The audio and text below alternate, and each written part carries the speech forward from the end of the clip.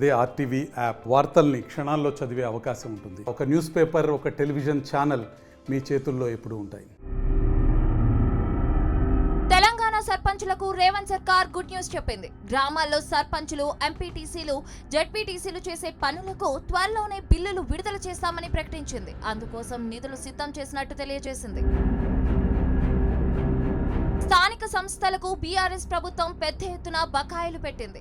BRS పెట్టిన బకాయిలు 1300 కోట్లు ఉన్నట్లు అంచనా. వాటిలో 10 లక్షల లోపు బిల్లులు సెటిల్ చేసేందుకు రేవంత్ సర్కార్ ప్లాన్ చేస్తోంది. ఈ బకాయిలు విలువ దాదాపు 400 కోట్లు ఉంటుందని అంచనా. అందుకు సంబంధించిన నిధులు విడుదలకు ఏర్పాట్లు చేస్తోంది.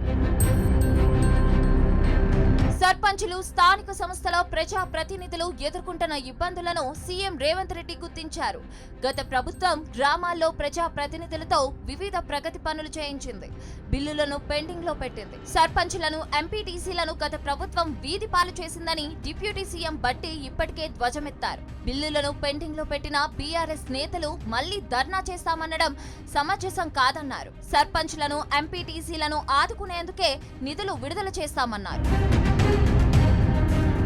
పంచాయతీల పెండింగ్ బిల్లులను చెల్లించాలని గత కొన్ని రోజులుగా సర్పంచులు, మాజీ సర్పంచులు కోరుతున్నారు.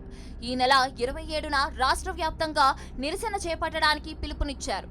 మండల కేంద్రంలో గాంధీ విగ్రహాలకు వినతి పత్రాలు అందజేస్తామని ప్రకటించారు.